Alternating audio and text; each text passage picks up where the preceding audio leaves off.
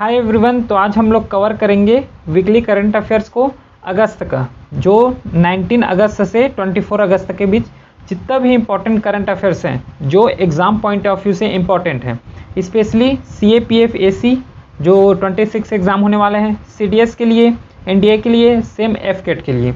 ठीक है, तो हम लोग यहाँ से कवर करते हैं वीकली करंट अफेयर्स को। FCAT में अभी जो करंट अफेयर्स बेस्ड जो क्वेश्चन आया था, जो पिछले स्लाइड किए ना, वही से एक क्वेश्चन वहाँ से आया हुआ है। ठीक है, चलो ये तो जस्ट एक इन्फॉर्मेशन के लिए था। इस क्लास का जो स्लाइड है PDF जो है इस टेलीग्राम चैनल में अपलोड हो जाएगा। अगर कोई डाउट हो तो इस व्हाट्सएप चैनल में मैसेज कर सकते हैं। क्लियर है? तो चलिए बढ़ते हैं फर्स्ट न्यूज़ की तरफ, और वो है एक्ट फॉर ह्यूमैनिटीज़। मतलब 19 अगस्त को हम लोग सेलिब्रेट करते हैं वर्ल्ड ह्यूमैनिटेरियन डेज। क्लियर है? 19 अगस्त को हम लोग सेलिब्रेट करते हैं world humanitarian day to honour humanitarian workers who risk their lives to help people in the crisis. जो क्राइसिस के टाइम में जितने पीपल ने हेल्प किया उसके हॉनर के लिए हम लोग यहाँ पे 19 अगस्त को वर्ल्ड ह्यूमैनिटेरियन डे सेलिब्रेट करते हैं, जिसका थीम है, क्या थीम है? Strengthening global solidarity and empowering local communities. ठीक है, एक बार पेन चेंज कर लेते हैं। ठीक, देखो थीम याद रखना, एक तो डे अपने को याद रखना कंपलसरी है। ठीक है, एक तो डे को तो याद रखोगे ही रखोगे, साथ में ये याद रखना क्या उसका थीम को, क्योंकि थीम बेस्ड क्वेश्चन यहाँ पे पूछ लेते हैं कि बताओ 19 अगस्त तक में, एक सेकेंड ना पेन ले लेते हैं पहले। ठीक, कि 19 अगस्त में वर्ल्ड ह्यूमैनिटेरियन डे सेलिब्रेट करें तो उसका थीम क्या था, है ना? तो याद रखना strengthening global solidarity and empowering local communities. ठीक है, the day was designated by the United Nation General Assembly. कहाँ कब से स्टार्ट है? 2009 in memory of the 2003 bombing of the UN, जो UN का हेडक्वार्टर है ईरान में, वहाँ पे जहाँ पे 22 पीपल का किल हो गया था। तो उसी के मेमोरी के बेस्ड में, है ना, मेमोरी के लिए 19 अगस्त को ह्यूमैनिटेरियन डे यहाँ पे सेलिब्रेट करते हैं। क्लियर है फर्स्ट न्यूज़? चलिए नेक्स्ट न्यूज़ की तरफ बढ़ते हैं। ये है एक बुक है ना, union minister doctor Jitendra Singh launches book on weight loss revolution. The book the weight loss revolution, weight loss drug and how to use. इसका क्या है? थीम है। थीम ना बोल सकते, इसका पेज का जो फ्रंट कवर होता है वो है। इसका जो ऑथर है, author by the eminent endocrinologist doctor Ambrish Mittal along with the mister Shivam Vij. ठीक है, तो ये तो इसका बुक है, इसका ऑथर याद रखना है ना, जैसे यहाँ पे लिखा हुआ है डॉक्टर एम्ब्रिज मित्तल विथ शिवम जी। तो ये क्या है? इसका ऑथर है कौन से बुक का? The weight loss revolution. ठीक है, चलिए अगला बढ़ते हैं नेक्स्ट न्यूज़ की तरफ। नेक्स्ट न्यूज़ है स्कीम के बेस में प्रधानमंत्री जो विकसित भारत रोजगार योजना जो पोर्टल है ना, फॉर एम्प्लॉय के लिए, फर्स्ट टाइम एम्प्लॉय के लिए, ये बोलोगे तो ये एक सेंट्रल सेक्टर स्कीम है। एक होता है स्पॉन्सर स्कीम, जिसमें सेंट्रल और स्टेट गवर्नमेंट दोनों का होता है, दोनों शेयर करते हैं फंड को। ये सेंट्रल सेक्टर स्कीम है जिसमें पूरा सेंट्रल के गवर्नमेंट जो है उसको फंड करने वाले हैं, जो कि 9,446 करोड़ का यहाँ पे होने वाला है आउटले।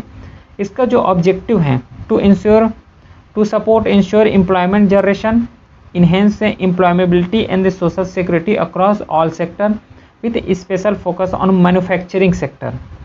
स्पेशल फोकस देंगे वो मैन्युफैक्चरिंग सेक्टर है, लेकिन जितना भी सेक्टर है उसको यहाँ पे इक्वली क्या करेंगे? इम्पोर्टेंस दिया जाएगा with respect to special focus on manufacturing sector. ठीक है, क्लियर है? फिर इसका जो एम है कि फॉर्मलाइज कर सकते हैं वर्क फोर्स को and extended social security force, है ना, EPF बेनिफिट प्रोविडेंट जो कवरेज है 2 million of youth entering the organisation labour sector. इसका जो टारगेट है, टारगेट बेस्ड क्वेश्चन यहाँ पे आ जाते हैं कि जनरेट करना है 3.5 crore formal sector job including 1.92 crore first time worker over a period of 2 year. ठीक है, तो इसका टाइमलाइन जो दिया गया है, कब से कब तक ये दिया गया है? 1 अगस्त 2025 से जुलाई कब तक? 31 जुलाई 2027 तक का ये टाइम पीरियड है। ठीक है, 2 साल का ये टाइम लेके चल रहे हैं। इस स्कीम में, ठीक है। तो इसमें 2 पार्ट अपने को कवर करना है, 2 पार्ट हैं, पार्ट ए और पार्ट बी। तो पहले पार्ट ए को देखते हैं। इंटेंसिव जो करेगा, इंसेंटिव जो है first time employ register with EPFO, ठीक है। तो देखो इसमें बेनिफिट कौन कौन ले सकते हैं। 1 time incentive will be given to the first time employ which would be equivalent to the average 1 month wage, है ना, जिसे 15,000 एक बेसिक पे जो है उसके रेस्पेक्ट से बात किया गया है कि उसको 1 मंथ का जो पे है उसको यहाँ पे दिया जाएगा। कितना है, 50,000, 15,000। डिसबर्समेंट मीन्स 2 इंस्टॉलमेंट में इसको दिया जाएगा, ठीक है। After 6 month and 12 month of the employment contingent on completing of financial literacy programme. तो यहाँ पे जो डिसबर्समेंट देगा या फिर जिसे अलॉट होगा ना, वो किस में, 6 मंथ के बेस में और 12 मंथ के बेस में, मीन्स 2 इंस्टॉलमेंट में इसको अलॉट करेंगे, फंड को ट्रांसफ़र करेंगे। सेविंग फीचर्स का अगर बात करें, a part of amount is held is fix deposit to encouraging saving. देख लो, फिक्स डिपॉजिट में इसको क्या करेंगे, जमा होगा फिक्स डिपॉजिट में, जैसे एफडी बोल लो, ठीक है। क्या होता है एफडी, एफडी जो इकोनॉमी में तो पढ़ेंगे, एफडी मतलब फिक्स डिपॉजिट, जिसमें जैसे कि मान लो मेरे पास कितना है, 10 लाख है नहीं, एग्जाम्पल के लिए बता रहा हूँ, 10 लाख है। तो 10 लाख को क्या करेंगे कि मैं चाह रहा हूँ कि बैंक में इसको 5 साल के लिए एफडी कर दूँ। एफडी का मतलब होता है कि 5 साल के लिए इसको मैं बैंक में जमा कर दूँ, उसका जो इंटरेस्ट आया रहेगा वो 5 साल के बाद मेरे को मिल जाएगा, है ना। तो ये 5 साल के लिए क्या हो गया, फिक्स हो गया, ठीक है, कि 5 साल के पहले हम निकाल नहीं सकते, ठीक है। अगर 5 साल के पहले निकाल भी रहे हो तो उसमें क्या लगेगा, पेनाल्टी लग जाएगा, ठीक है। तो एफडी का मतलब यही होता है कि कोई भी टर्म है, सम ऑफ अमाउंट है, उसको एक फिक्स टाइम के लिए बैंक में हम लोग डिपॉजिट कर दे रहे हैं, ठीक है। अब देखो पहला पार्ट समझ आ गया, अब जो न्यूज़ है सेकेंड पार्ट को भी समझ लेते हैं। Support to employer register with EPFO means provide employer with support for providing job opportunity to people including first time and rejoiner. मतलब स्टेटमेंट क्या बोला है, पढ़ो। प्रोवाइड से एम्प्लॉयर, जो एम्प्लॉयर है, with support for providing job opportunity means, जैसे ये क्या है, एक 2 टर्म होता है, एक एम्प्लॉयर और एक एम्प्लॉई, ठीक है। एम्प्लॉयर जो जॉब दे रहे हैं, है ना, एम्प्लॉई मतलब जो जॉब कर रहे हैं उसको बोलते हैं। 2 टर्म हो गया। तो यहाँ पे बात किसका किया, एम्प्लॉयर का किया है, जो जॉब क्या कर रहे हैं, दे रहे हैं, तो उसको पार्ट बी में कवर किया है। और जो पार्ट ए में किसको कवर किया, एम्प्लॉइज़ को, जो जॉब कर रहे हैं उस रेस्पेक्ट में। क्लियर है। The establishment will get incentive up to 3,000 per month for each additional employ for a sustain period of at least 6 month. चलो आगे बढ़ते हैं। इसका भी ड्यूरेशन वही है, 2 ईयर के लिए इसको भी रखा गया है। चलो अब नेक्स्ट न्यूज़ की तरफ बढ़ते हैं, और नेक्स्ट न्यूज़ है 9 year old dies of amoebic. क्या है, amoebic encephalitis in Kerala Kozhikode में। कोझिकोडे जो है यहाँ पे 9th ईयर का ओल्ड का क्या हुआ है, डाइज हुआ है। ये क्या है, ये देखो, ये कॉज करते हैं फ्री लिविंग अमीबा से। अमीबिक जो है is deadly infected that is typically contacted from fresh water sources such as a lake, river और स्ट्रीम से, ठीक है। तो अमीबिक ये क्या बोल सकते हैं, इसको वायरस बोल सकते हैं, जिससे कॉज हुआ है, और यही कॉज से, बीमारी से क्या हुआ है, 9 ईयर गर्ल्स का या फिर बॉयज़ का इसमें दिया तो नहीं है कुछ, ओल्ड बस यहाँ पे डिनोट किया है, तो उसका क्या हुआ है, डेथ हुआ है। तो सिम्टम भी देख लेते हैं, क्योंकि यहाँ से क्वेश्चन पूछ लेते हैं। सिम्टम में क्या क्या है, हेडेक हो सकता है, फीवर आ सकता है ना, नोजिया, वोमिटिंग जो है ना, ये कुछ अर्ली सिम्टम्स हैं, ठीक है। क्लियर है। तो ये तो एक रहा न्यूज़। चलिए अगला न्यूज़ की तरफ बढ़ते हैं, और नेक्स्ट न्यूज़ है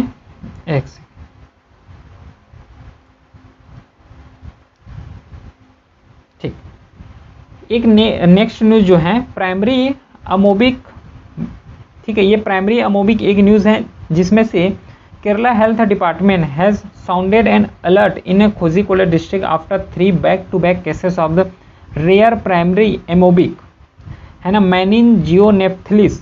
यही जो है सेम यही न्यूज़ है, ये इसका एक्सटेंशन बता रहे हैं। Was reported in the region, कहाँ पे रिपोर्टेड हुआ है, केरला में रिपोर्टेड हुआ है, हेल्थ डिपार्टमेंट में। ठीक है। इट इज़ अ इन्फेक्शन है, infection of brain and the membrane covering the brain. Brain को कवर कौन करते हैं? मेम्ब्रेन्स, है ना। तो ये जो इन्फेक्शन है, कहाँ का इन्फेक्शन? ये ब्रेन का इन्फेक्शन है, इसको याद रखना है। ये कॉज करता है नेग्लेरिया, फिर fowleri known as a brain eating amoeba, amoeba बोल लो, अमीबा बोल लो, ठीक है। ब्रेन ईटिंग अमीबा से क्या करते हैं? कॉज होते हैं, इसका जो कारण है जिससे फैलता है, ठीक है। तो इसको याद रखना है। चलो फिर Naegleria fowleri is a free living amoeba found है किसमें? Warm fresh water and soil and infected people when it enter the body through the nose. This is a very rare, याद रखना, rare but a serious disease with a mortality rate. एक होता है fertility, है ना, fertility, और एक होता है क्या? मॉर्टेलिटी। फर्टिलिटी मतलब कोई न्यू बेबी का क्या हो रहा है? बर्थ हो रहा है, वो फर्टिलिटी हो गया। और मोर्टेलिटी मतलब जो डेथ हो रहा है, ठीक है। कंफ्यूज हो जाते बहुत लोग इसमें। बट सीरियस डिसीज है विथ मोर्टेलिटी रेट कितना है? मोर देन 95% का रेट है यहाँ पे। जो डेथ होने का चांस है पूरा 95% का होता है। इट अफेक्ट मेनली यंग और एक्टिव पीपल को यहाँ पे अफेक्ट कर रहा है, ठीक है। It is classify into two main type. एक होता है प्राइमरी अमेबिक, ठीक है, और दूसरा क्या होता है? ग्रेनुलोमेटस, है ना, ग्रेनुलोमेटस अमेबिक इंसेप्थिलिस, ठीक है। तो दो टाइप हैं, इसको थोड़ा माइंड में कंसिडर करके रखना है। इसका जो ट्रांसमिशन है, the amoeba that causes the infections occur in the shallow surface water and incorrectly maintain swimming pool, है ना, हॉट ट्यूब्स हो गया एंड स्पास हो गया, particularly in warm climate. Infection occur when infected water enter the nose. This can happen when driving, jumping, swimming in the fresh water. तो ये कुछ reason है जिससे ये जो इन्फेक्शन फैल रहे हैं, जिससे अफेक्ट होने का चांस जो है ज़्यादा रहता है, ठीक है। सिम्टम को तो देख लिए हैं कि सोर थ्रोट हो रहा है, हेडेक हो रहा है, पेन हो रहा है इन फॉरहेड में, है ना। तो कुछ यहाँ पे सिम्टम दिया हुआ है। और इसका जो ट्रीटमेंट है, swift diagnosis and the treatment with special antibiotic में be useful but recovery is rare. क्योंकि यहाँ खुद ही बोला है कि जो 95% जो इसका जो चांस है क्या है? डेथ का चांस है, ठीक है। यहाँ पे बोला है ना, मोर्टेलिटी जो रेट है इसमें 95% है, तो ये यहाँ पे समझना है। नेक्स्ट न्यूज़ जो है, Russia plans to launch the Venera D mission to revisit Venus before 2036। Year को याद रखना, लिमिटिंग ईयर को रिविजिट करना चाह रहे वेनस में बिफोर 2036। तो Russia plan Venera D Venus mission launch by 2036। In 1975 and 1982 4 of Soviet Union Venera probes capture the only image of the Venus surface. The Veneras which means Venus in Russia.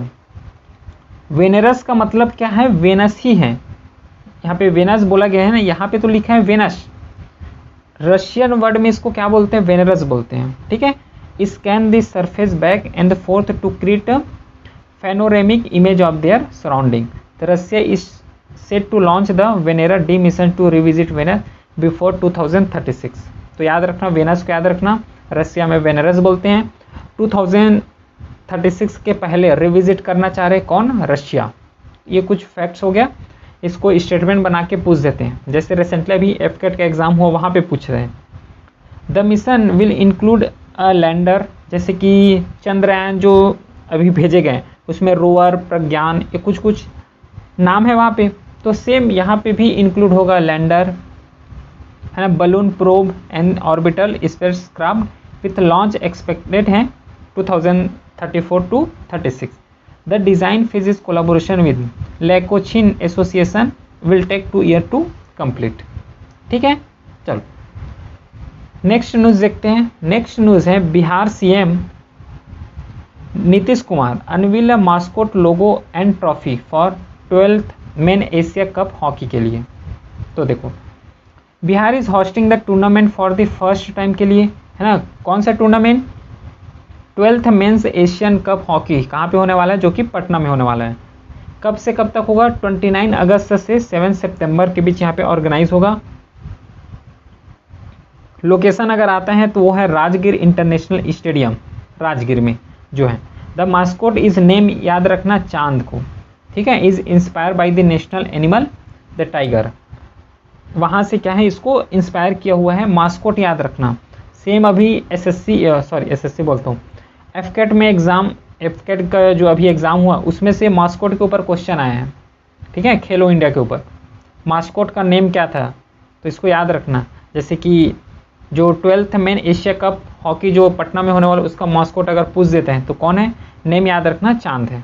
ठीक है, the name Chand is inspire by the hockey legend major Dhyanchand, वहाँ से इसको inspire किया हुआ है। Drawn inspiration from magistrate tiger of Bihar, जो Valmiki tiger reserve है, ये भी याद रखना, एक स्टैटिक के पोर्शन के रिस्पेक्ट में लेके चलना है। ठीक है, जो वाल्मीकि टाइगर रिजर्व कहाँ पे है, बिहार में है। ठीक है, क्लियर है। द टूर्नामेंट विल कमिंस, ये तो हो गया था। चलो अगला देखते हैं अब। नेक्स्ट न्यूज़ जो है, मलेशिया इंटरनेशनल जो चैलेंज 2025 हुआ, इंडियाज शूटर का नाम याद रखना, देविका सुहाग। यहाँ पे ऐसे स्टेटमेंट बना के भी पूछ देते हैं कि देविका सुहाग शूटर से रिलेट है या नहीं है। ठीक है, या फिर और कुछ दे देंगे और वहाँ पे कंफ्यूज होने का चांस होता है, तो क्लियरली याद रखना है आप। ठीक है, तो Indian shooter Devika Suhag claim her first international title. अगला न्यूज़ है, 6 time Moto GP champion Marquez wins Australian GP for the first time, है ना। Marquez it was a Hispania 6 consecutive grand prix victory है। ग्रांड प्रिक्स विक्ट्री कौन है, mark Marquez, याद रखना इसको। अगला, वर्ल्ड मॉस्किटो डे सेलिब्रेट करते हैं 20 अगस्त को। ठीक है, इसमें इतना याद रखना। ठीक है, वर्ल्ड जो मॉस्किटो डे है 20 अगस्त को सेलिब्रेट करते हैं। फिर 20 अगस्त को सद्भावना दिवस भी सेलिब्रेट करते हैं, कमेमोरेट्स राजीव गांधी ऑन उसके बर्थ एनिवर्सरी में। तो 20 अगस्त सद्भावना दिवस, इसी के रिस्पेक्ट में हम लोग क्या करते हैं, सेलिब्रेट करते हैं। दिस नेशनल ऑब्जर्वेंस कमेमोरेट बोल सकते हो the birth anniversary of former, जो प्राइम मिनिस्टर है कौन है, Rajiv Gandhi, who was born हुआ था 20 August 1944 and serve as the 6th prime minister of India. कब से कब तक, 1984 टू 1991 तक। He become the youngest Indian prime minister age of कितना, 14 में, succeeding his mother the prime minister Indira Gandhi after her assassination. ठीक है, तो ये थोड़ा कुछ बेसिक डिटेल इसके बारे में। फिर 20 अगस्त को ही इंडियन अक्षय ऊर्जा डे भी हम लोग क्या करते हैं, सेलिब्रेट करते हैं। ठीक है, 20 अगस्त को, to underscore the significance of renewable energy source and to highlight the stride India has made in advancing the same. The word Akshay, जो अक्षय वर्ड है, is derive from Sanskrit which means eternal, है ना, इंडस्ट्रेबल और इम्पेरिशेबल। ठीक है, इटर्नल, जिससे हम लोग क्या है, डिस्ट्रक्ट, क्या बोल सकते हैं, उसका विनाश नहीं कर सकते, उसको क्या है, डिस्ट्रक्टिबल नहीं है। ठीक है, इससे याद रखना है इसको। इनिशिएट किया गया था 2004 by the ministry of the new and renewable energy.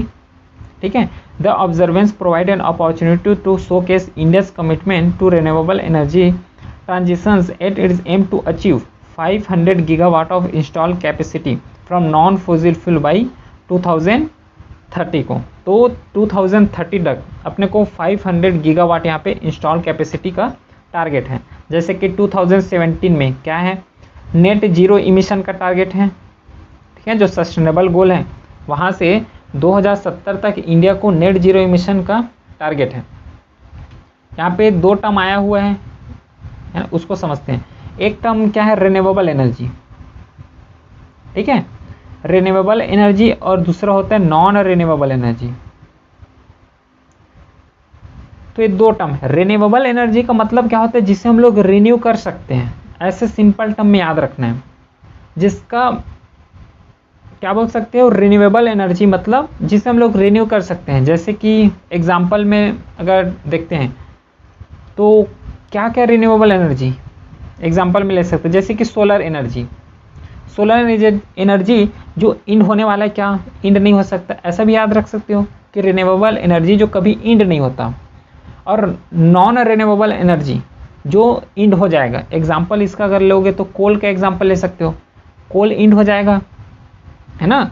कोल एक पर्याप्त मात्रा में ही अपने पास उपलब्ध है, तो ये तो क्या रहा, non renewable energy.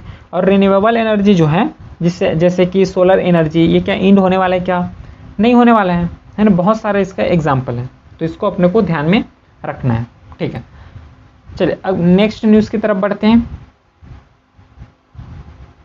Next news ये रहा, PM pays tribute to Maharaja Veer Vikram Kishore Manikya Bahadur ji on his birth anniversary, ठीक है।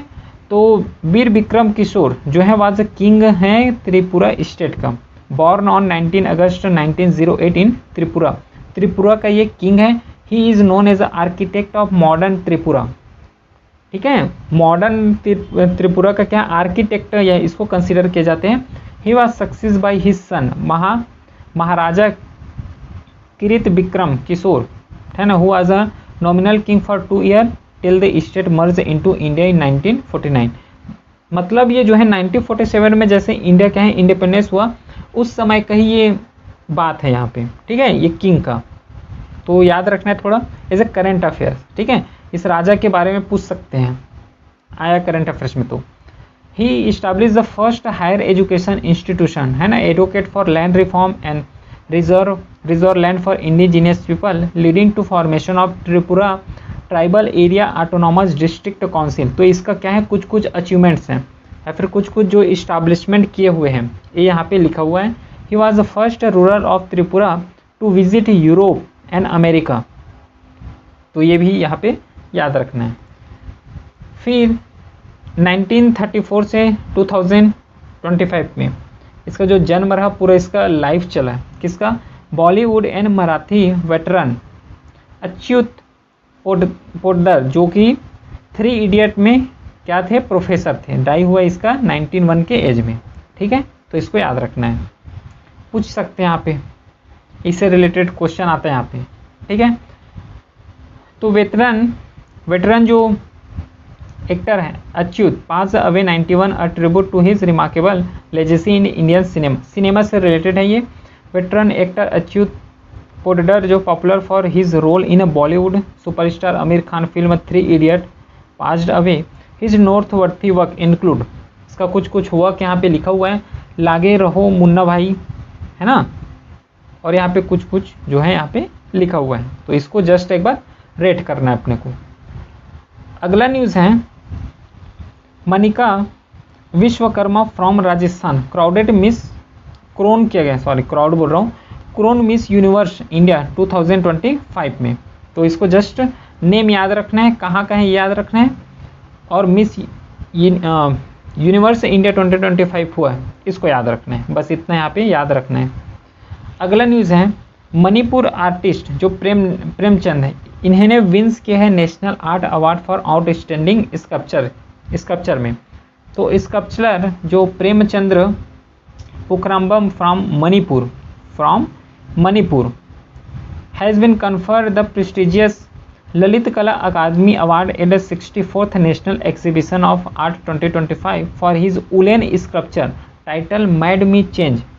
टाइटल याद रखना है, mad me change. The national exhibition of art organise कौन किया था, by Lalit Kala academy in new Delhi, ठीक है, न्यू दिल्ली में ये हुआ था। सेकेंड न्यूज़ है, the New India Foundation announce longlist for Kamala Devi Chattopadhyay NIF book prize 2025। तो the New India Foundation has announce the long list for Kamala Devi Chattopadhyay NIF book prize featuring 10 exceptional work of non fiction writing on modern and contemporary India. Writer है। The short list will be announce in October 2025 and the winner will be announce on December 6 during Bangalore. ये अपने लिए important नहीं है, इसको छोड़ सकते हैं। तो कौन सा अवार्ड है, न्यू इंडिया फाउंडेशन के द्वारा दिया गया अवार्ड है। तो अवार्ड को तो सबसे पहले अवार्ड ही समझ लेते हैं। ये अवार्ड जो है इसको इंस्टीट्यूट किया गया था 2018 में। The Kamala Devi Chattopadhyay book prize India largest book prize है फॉर नॉन फिक्शन के लिए, open to writer for all nationalities who have work on any aspect of Indian history after independence. So the work can be originally written in English or translated into English and welcome a wide range of non-fiction journals. ठीक है, clear है, ये वाला समझ आया news जो है। अच्छा, एक चीज़ और यहाँ पे समझ लो कि जो कमला देवी चट्टोपाध्याय हैं, ये हैं कौन? ये एक फ्रीडम फाइटर हैं, एक्टर हैं, सोशल एक्टिविस्ट हैं, है ना, आर्ट एंथुजियास्ट हैं, पॉलिटिशियन एंड फेमिनिस्ट हैं। ठीक है, इतना सारा इसमें क्या है, गुण है। नेक्स्ट देखते हैं। नेक्स्ट जो न्यूज़ है वो है golden book of the world record certificate of excellence. ठीक है, इसमें शक्ति स्कीम है। कहाँ का स्कीम है? ये कर्नाटका गवर्नमेंट का है। शक्ति स्कीम कहाँ पे चल रहा है? कर्नाटका में चल रहा है। तो ये जो शक्ति स्कीम है, इसको golden book of the world record यहाँ पे इंटर किए हैं। कर्नाटका गवर्नमेंट फ्लैगशिप स्कीम है, इम्प्लीमेंट किया गया था कब? 2023 में। स्कीम के अंदर क्या था, है ना, क्या इन्होंने प्रोवाइड किए थे, फैसिलिटी बोल सकते हो, प्रोवाइड किए थे। तो प्रोवाइड फ्री बस travel for women across state and Run Transport Corporation has entered the Golden Book of the World Record for catering to a record number of passenger. Highest record जो number of passenger इसको transportation के लिए, उसमें भी free बस traveller, free transportation के मामले में। ठीक है, जो शक्ति स्कीम है, इसको क्या इंटर किया गया था? Golden book of the world record. Clear है ये न्यूज़? चलो नेक्स्ट न्यूज़ की तरफ बढ़ते हैं। नेक्स्ट न्यूज़ है India's deep ocean mission achieve, ocean mission जो है achieve record 5002 metre human drive in north Atlantic.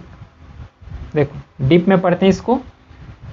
On August 5 and 6 2025 two aquanaut, एक होता है एस्ट्रोनॉट, एस्ट्रोनॉट आकाश से रिलेट है ना, ऊपर जो क्या यूनिवर्स में जा रहे हैं उसको एस्ट्रोनॉट बोल रहे हैं। एक्वानॉट के किसको बोलते हैं? जो समुद्र के अंदर जा रहे हैं, जो समुद्र के अंदर जाते हैं उसको एक्वानॉट बोल रहे हो, एक्वानॉट बोलते हैं। ठीक है, तो दो एक्वानॉट है, कौन कौन? नाम याद रखना है, राजू रमेश एंड कमांडर जो रिटायर हैं Jatendra Pal Singh, descended about the French sub missile Nautile, submersible Nautile. Raju Ramesh जो है raised 4025 metre in the very next day. जो कमांडर है रिटायर्ड है Jatendra Pal Singh set a new recorded 5002 metre. तो this historic dives was part of the Indo-French collaboration and offering vital cooperation, operational experience and India gear up for its own indigenous deep sea mission। ठीक है, तो दोनों को यहाँ पे याद रखना हुआ है। These dives are crucial preparation for Samudrayaan mission है इंडिया का, a flagship initiative under the deep ocean mission। deep ocean mission, deep means गहरा, तो ओशियन के अंदर तक अपने को क्या करना है? रिसर्च करना है, उसके लिए समुद्रयान मिशन है। और ये समुद्रयान मिशन किसके अंदर आ रहा है? डीप ओशियन मिशन की, समझ आ रहा है? जिसका एम है to deploy a Matsya 6000 indigenous build submersible to 6000 metre with 3% crew by 2027 तक।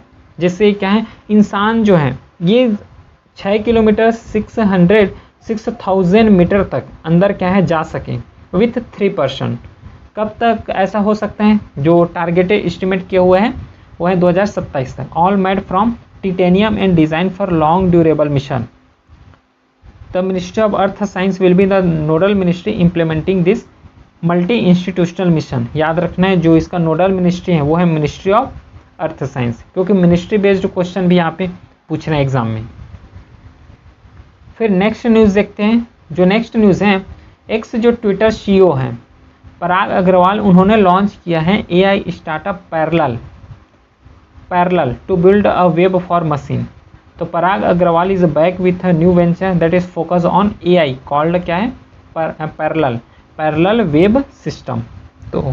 तो Agrawal new startup intended to build tools and infrastructure that enables AI system to interact with open web in real time। तो याद रखना AI startup को कौन सा है? Parallel है। और किसने किया है ये याद रखना, ट्विटर CEO पराग अग्रवाल ने। चलो नेक्स्ट है जो चिंती ओपन जो 2025 हुआ है, उसमें वुमेन सिंगल का और मेन सिंगल का यहाँ पे देखो, इगा स्वाइतेक ऑफ पोलैंड का है, capture her first Cincinnati Open title by beating Jasmine Paolini of Italy.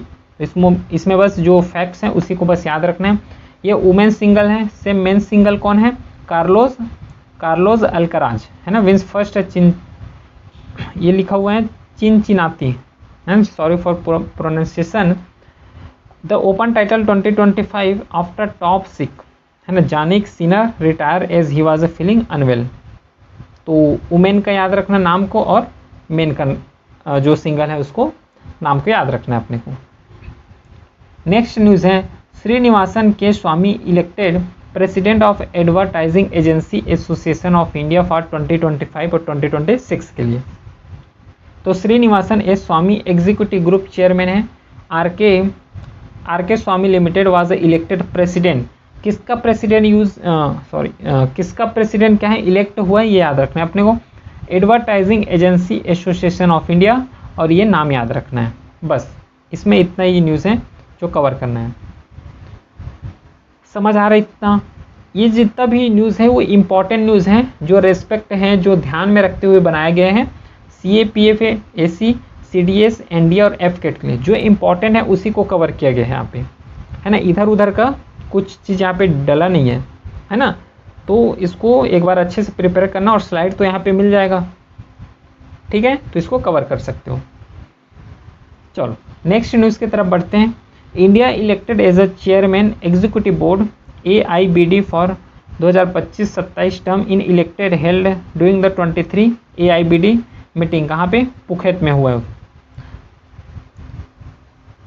तो इसको समझते हैं AIBD ये है क्या, पहले तो ये समझ लो।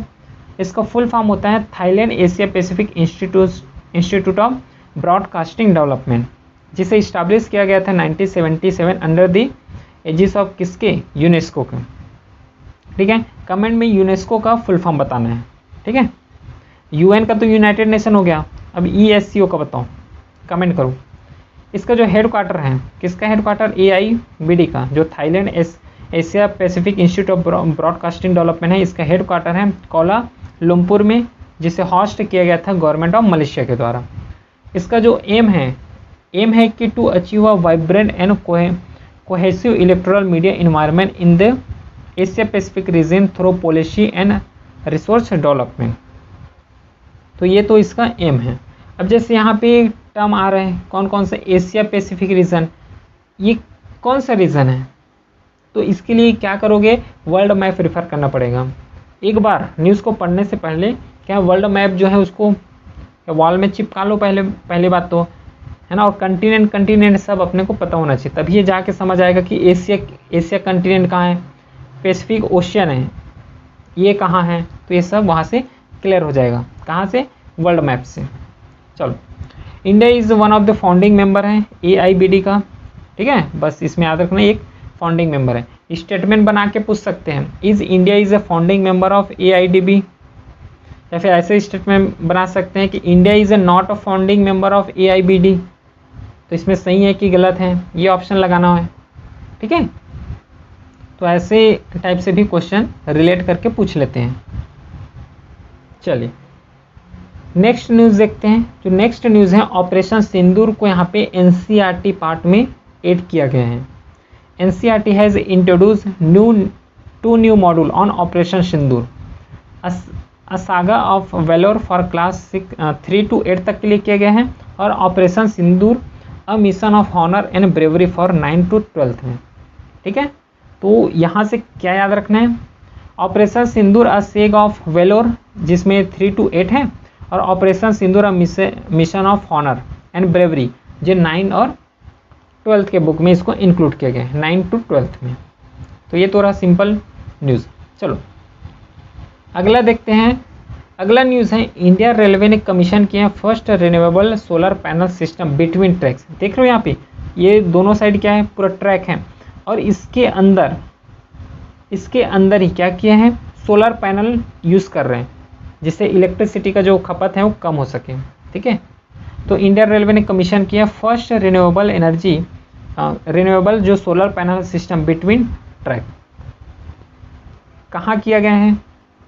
वाराणसी जो रेलवे स्टेशन है, has commission the first country का first renewable solar panel system installed between track में। ये है क्या? ये A70 metre long solar installation with 28 renewable panel है। जनरेटिंग कितना करेगा? 15 किलोवाट। ये पूरा जो पावर है ये जनरेट करेगा 15 किलोवाट का ना। Place between railway track ensuring efficient use of space. ये भी ठीक है, यहाँ पे फालतू जो स्पेस है इस स्पेस को यूज़ कर सके उसके लिए यहाँ पे बोला गया है कि स्पेस जो है ये भी यूज़ हो जाएगा और जो एनर्जी का जो लॉस होता है वो भी कम हो जाएगा और जो खपत है वो भी कम हो जाएगा। ठीक है, ये भी अच्छा। इसको लॉन्च किया है August 2025 at Banaras locomotive Varanasi work by the ministry of railway. तो इसका जो ऑब्जेक्टिव रहेगा कि प्रमोट कर सके green and sustainable rail transport, generate clean energy using under utilise track space. जो ट्रैक स्पेस में जो बस स्पेस जो है खुला क्या बोल सकते हो कि बस वैसे छोड़ दिए हैं, इसमें कुछ जो स्पेस है तो स्पेस ही है, उसमें कुछ काम ही नहीं कर रहे हैं, है ना। तो जो अंडर यूटिलाइज स्पेस है उसको यहाँ पे यूज़ कर रहे हैं। Reduce dependence on fossil fuel and cut carbon footprint. तो ये तो रहा कुछ इसका ऑब्जेक्टिव। अब फीचर देख लो। फीचर क्या है? रिमूवेबल डिज़ाइन है। मतलब क्या हुआ? Panel can be lifted for maintenance और इमरजेंसी। अगर पैनल तो ठीक है यहाँ पे लगा हुआ है, ट्रैक है, ये क्या है? ट्रैक है, ट्रैक के बीच में पैनल लगा हुआ है। तो पैनल लगा इसका मतलब ही नहीं कि एक बार लग गया तो लग गया, इसको निकाल नहीं सकते, ऐसा नहीं है। ये जो पैनल लगा हुआ अगर इमरजेंसी हुआ तो इसको निकाल भी सकते हैं और इसका अगर मेंटेनेंस का काम आया तो मेंटेनेंस के लिए भी इसको हम लोग निकाल सकते हैं। ठीक है। फिर कॉम्पैक्ट इंस्टॉलेशन है, no need for large land acquisition. नहीं होगा क्योंकि ट्रैक के बीच ये तो खाली जगह है ही है, अभी भी है, तो इसको जस्ट हम लोग क्या कर रहे हैं? यूज़ ही तो कर रहे हैं, यही कर रहे हैं बस। और इसका जो 15 किलोवाट का जो पावर कैपेसिटी है, support auxiliary power need eight railway unit में, है ना। अभी क्या है, एक एग्जांपल दे सकते हैं, जैसे कि अभी जो पावर सप्लाई हो रहा है वो उसमें लिखा होता है कि मोबाइल चार्जिंग के लिए है। शायद इसके जो सोलर पैनल लगने के बाद वहाँ पे जो लैपटॉप्स हो गया उसको भी चार्ज कर सको, समझ रहे हो इस चीज़ को। फिर इसको एक पायलट प्रोजेक्ट की तरफ ही चलाया गया है कि model for replication across India में एज अ पायलट प्रोजेक्ट है, चल रहा है अभी। कहाँ? वाराणसी में, वाराणसी जो स्टेशन है वहाँ पे। अगला conversation on warfare and war fighting impact on technology on war. Venue कहाँ पे हुआ है? आर्मी वार कॉलेज जो है मऊ MP में हुआ है। और कब से कब तक? अच्छा, ये होने वाला है 26 to 27 अगस्त के बीच है। क्या ये शेड्यूल तो किया गया है 26-27 अगस्त इसी मंथ में। तो ये फर्स्ट ट्राई सर्विस सेमिनार है। क्या है? फर्स्ट ट्राई सर्विस, तीनों सर्विस का सेमिनार है ये।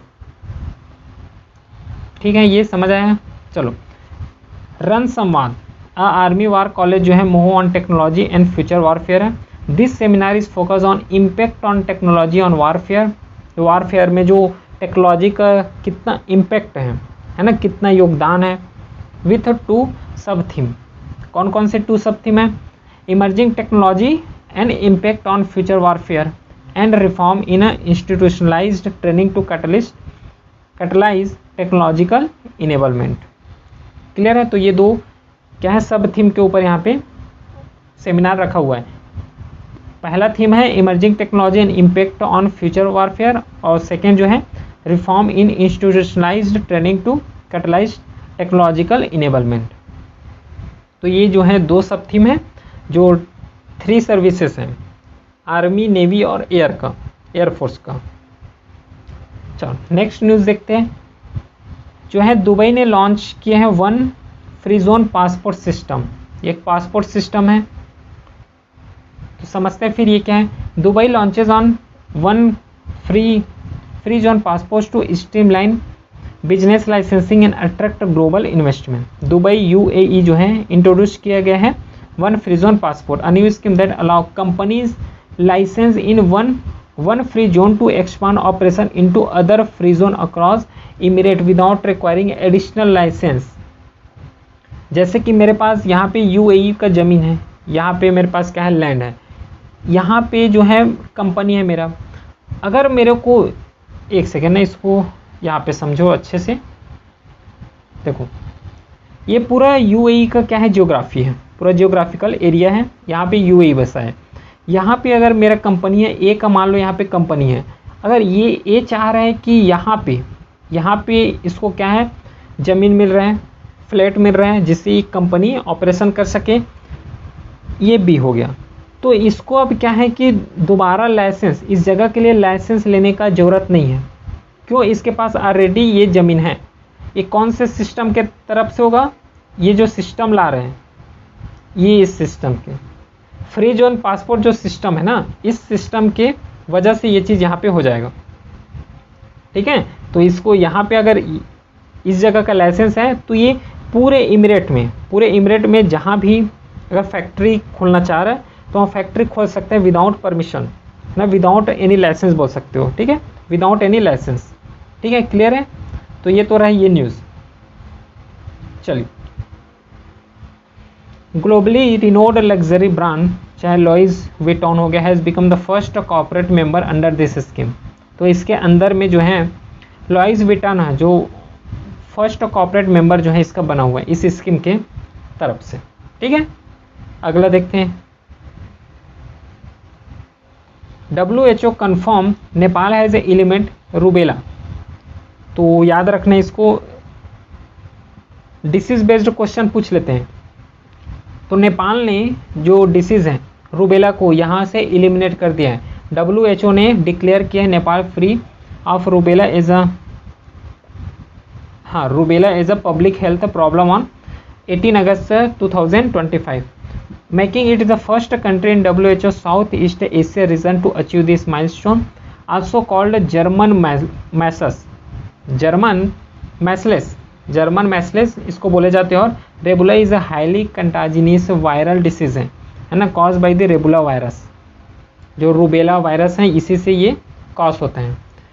It spread through respiratory droplet when an affected person cough और स्नीज करते हैं ना, स्नीज कर रहे हैं, खांसी आ रहे हैं, छींक रहे हैं, तो वहाँ से क्या है, ड्रॉपलेट के फॉर्म में पूरा रेस्पिरेटरी सिस्टम है वहाँ पे पूरा फैल जाता है।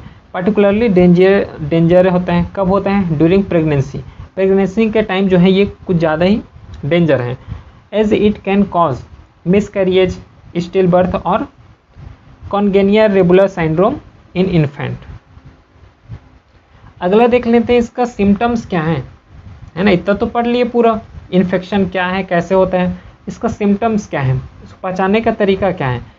इसमें आएगा मिड फीवर है ना, रसेस start on phase spreading across the body, Slovene lymph nodes, joint pain. तो ये तो रहा कुछ इसका सिम्टम्स। फिर इसका ट्रीटमेंट अगर देखा जाए तो ऐसे अभी तक तो कोई स्पेशली इसका ट्रीटमेंट अवेलेबल नहीं है, कोई वैक्सीन यहाँ पे अवेलेबल नहीं है, लेकिन prevention is through immunisation with MMR vaccine. इसके लिए प्रॉपर ट्रीटमेंट नहीं है, लेकिन इम्यूनाइज करके है ना इसको कई हद तक यहाँ पे कम किया जा सकता है। ठीक है, समझ आया? चलो अगला बढ़ते हैं नेक्स्ट न्यूज़ की तरफ। डेज के ऊपर रिलेटेड है। 21 अगस्त को हम लोग वर्ल्ड सीनियर सिटीजन डे यहाँ पे सेलिब्रेट करते हैं। जो इसका 2025 का थीम है empowering elderly voice for an inclusive future. तो ये जो वर्ल्ड सीनियर सिटीजन डे है जो सेलिब्रेट करते हैं 21 अगस्त को, ये 25 का क्या है, स्कीम है, थीम है। तो थीम बेस्ड क्वेश्चन यहाँ पे पूछ लेते हैं। तो थीम को यहाँ पे अपने को याद रखते हुए चलना है। ठीक, अब एफ कैट वालों इसको ध्यान दो। एफ कैट में इस टाइप के क्वेश्चन आता है। ये तो बर्थ एनिवर्सरी लिखा हुआ है, ठीक है, लेकिन जो यहाँ पे नाम है उस्ताद बिस्मिल्लाह खान का, तो ये कहाँ से रिलेटेड है, कौन से घराना से रिलेटेड है, ये एफ कैट में ज़्यादा पूछते हैं, है ना। तो याद रखना है। जैसे अभी 2020 जो सेकेंड वाला शिफ्ट का जो पेपर हुआ है, सेकेंड पेपर एफ कैट का, यहाँ भी इसी से रिलेटेड क्वेश्चन आया है सेम। उस्ताद बिस्मिल्लाह खान है, उसका घराना बताओ करके। ठीक है, तो इसको याद रखना थोड़ा। डेथ एनिवर्सरी ऑफ सेहनाई, देखो इसका आंसर है क्या, सेहनाई। जब वो एग्ज़ाम का बता रहा हूँ, shehnai maestro and Bharat Ratna awardee Ustad Bismillah Khan का क्या है, डेथ एनिवर्सरी मना रहा है। तो उस्ताद Bismillah Khan the legendary सेहनाई maestro है, सेहनाई से रिलेटेड है, ये याद रखना है। बिलोंग टू द बनारस घराना, तो दोनों को याद रखना है, बनारस घराना से भी आता है और सेहनाई है। Originally known as a Qamruddin Khan, Bismillah Khan was born 21 March 1916 Bihar में and Orissa provinces, British India का टाइम। डाइड हुआ इसका 2006 में। He has play as a first republic day celebration in 1950। तो Bismillah Khan was the first Indian to be invited to perform at the prestigious Lincoln centre hall in United State of America. तो ये तो कुछ statement है जो one liner है, इसमें ज़्यादा अपने को ध्यान देना नहीं है। जो इम्पोर्टेंट रहेगा उसको पढ़ के भी बता रहा हूँ,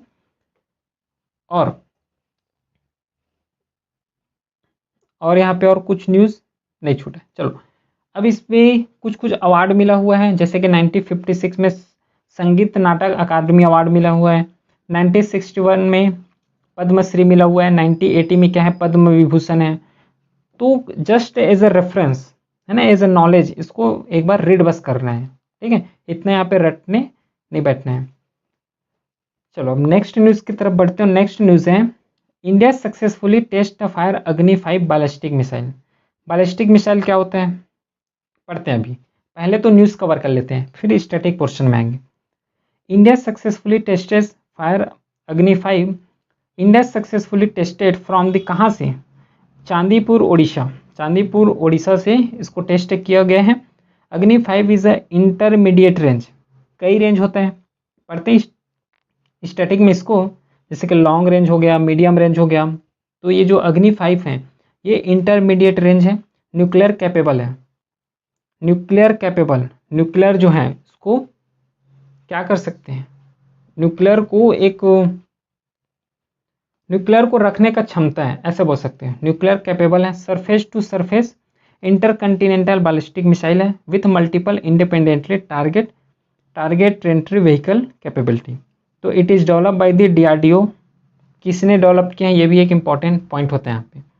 तो DRDO ने इसको डेवलप किया है, ठीक है। अग्नि 5 जो है इसका जो फीचर है, सक्सेसफुली टेस्ट तो किया है, तो एक बार तो इसका फीचर समझ लेते हैं, क्योंकि हम लोग जो एग्ज़ाम का प्रिपरेशन कर वो डिफेंस एग्ज़ाम है, तो डिफेंस एग्ज़ाम से रिलेटेड जितना भी न्यूज़ आते हैं उसको डीप में पढ़ना है।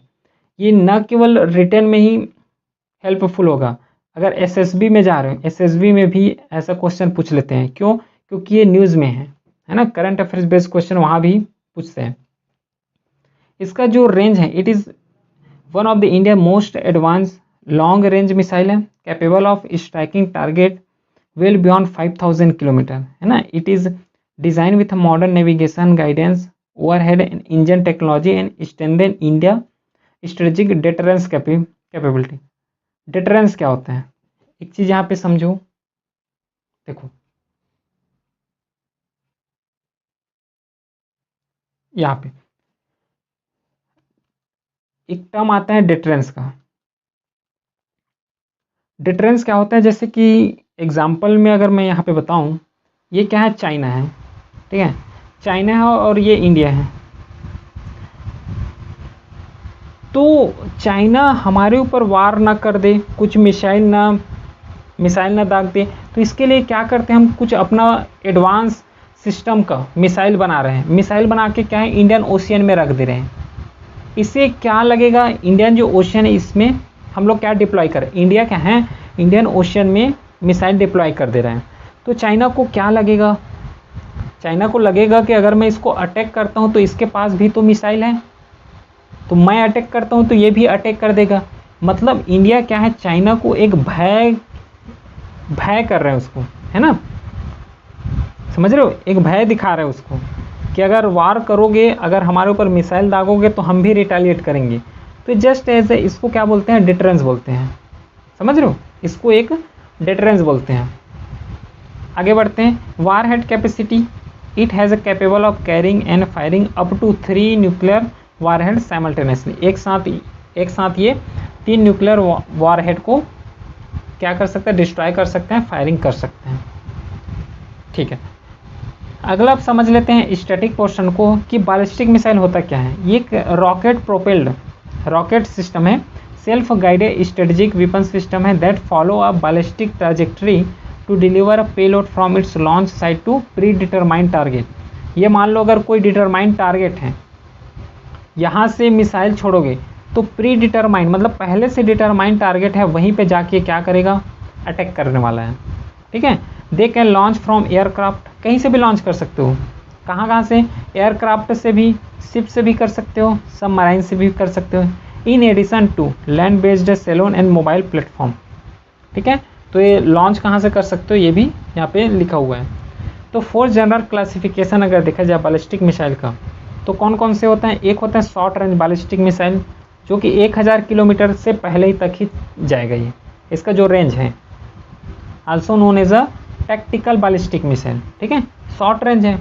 सेकेंड आता है मीडियम रेंज, जो कि 1000 से 3000 किलोमीटर तक चलेगा, जो इसका रेंज होगा।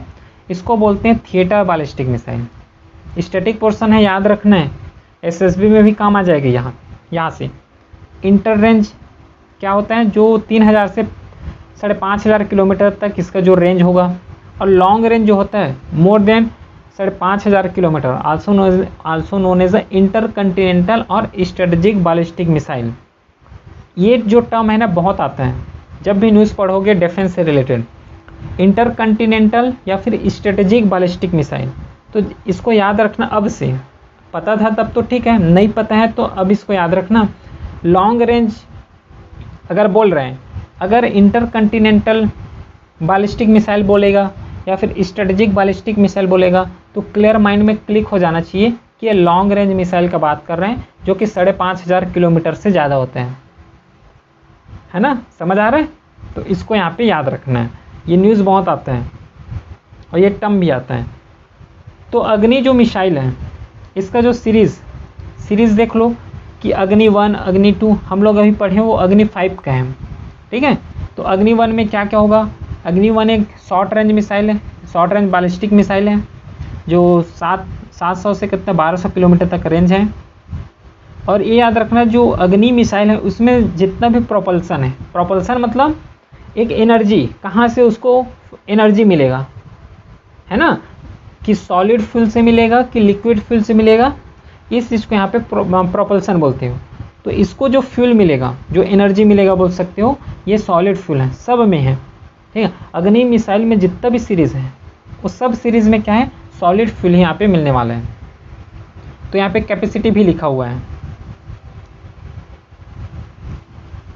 जैसे अग्नि 2 का अगर बात करोगे तो मीडियम रेंज बैलिस्टिक मिसाइल है। अग्नि 3 जो है इंटरमीडिएट रेंज है। अग्नि 4 को देख लो, अग्नि 5 को देखो, इंटरकंटिनेंटल बैलिस्टिक मिसाइल। देखो यहाँ पे लॉन्ग रेंज नहीं लिखा है, यहाँ पे इंटरकंटिनेंटल बैलिस्टिक मिसाइल लिखा हुआ है। यहाँ पे समझ रहे हो आप, अब क्लियर हो रहा है पिक्चर। इंटरकंटिनेंटल बोल दे या फिर स्ट्रेटेजिक बैलिस्टिक मिसाइल बोल दे, इसका मतलब लॉन्ग रेंज को ही बात कर रहे हैं यहाँ पे। ठीक है, सब क्या है, पूरा सॉलिड फ्यूल्ड है, पूरा सॉलिड फ्यूल्ड है। इसका स्टेज बस याद रखना है। जैसे कि अग्नि 1 जो है, कैसे याद रखोगे, अग्नि 1 है तो सिंगल स्टेज का होगा, अग्नि 2 है तो सेकंड स्टेज का होगा, अब 3 है तो 3 स्टेज मत करना। यहाँ पे एक चीज़ बस समझो, पहला जो अग्नि 1 बोल रहे हो यहाँ पे क्या है, सिंगल स्टेज होगा, 1 है तो सिंगल स्टेज, और 5 है तो 3 स्टेज में होगा, और जितना बच गया वो पूरा किस में होने वाला है, 2 स्टेज में होगा। ठीक है, तो यहाँ से पूरा अग्नि सीरीज़ है, यहाँ से पूरा पिक्चर क्लियर हो जाना चाहिए। यहाँ से कोई भी अगर एग्ज़ाम में क्वेश्चन बन रहे हैं तो राइट होना चाहिए। ठीक है, नेक्स्ट देखते हैं मेड इन इंडिया के ऊपर। मेड इन इंडिया का क्या है, एक लेबल स्कीम आया है। This is a voluntary certification scheme to help manufacture demonstrate that their product और manufacture in India and are of good quality. ठीक है, एक लेबल स्कीम है। जस्ट लेबल, जैसे कि कोई भी प्रोडक्ट ले रहे हो तो उसमें एक लेबल लगा होता है ना, वहाँ पे चिपका हुआ होता है। तो यहाँ पे क्या मेड इन इंडिया होगा लेबल में, जिससे ये पता चले कि ये जो प्रोडक्ट बना हुआ है ये इंडिया में बना हुआ है और इसका जो क्वालिटी है वो अच्छा क्वालिटी का है, मतलब एक गुड क्वालिटी का है। तो ये लेबल का मीनिंग यहाँ पे हुआ। तो the label display QR code भी वहाँ पे डिस्प्ले होगा एंड लोगो। क्यूआर कोड तो होगा, क्यूआर कोड होगा। क्यूआर कोड का क्या होता है फुल फॉर्म पता है? इसका होता है क्विक रिस्पॉन्स, ठीक है, याद रखना है।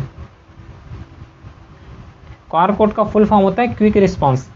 तो क्यूआर कोड तो होगा एंड लोगो भी होगा with information around the location of manufacturing, validity of the label, label जो वहाँ पे क्या होगा चिपका रहेगा उसका validity and other product, specific product से जितना भी इंफॉर्मेशन होगा वो यहीं पे लिखा होगा फ्रंट में। This initiative is led by the department for promotion of industry and internal trade, ठीक है, DPIIT ने ये इनिशिएटिव लिया गया है। The quality council of India and the Indian brand equity foundation are actively collaborating with DPIIT in advisory capacity. तो जो initiate किया गया है DPIIT ने किया है, लेकिन इसको जो एडवाइस दे रहे हैं कौन है? Quality council of India and the India brand equity foundation.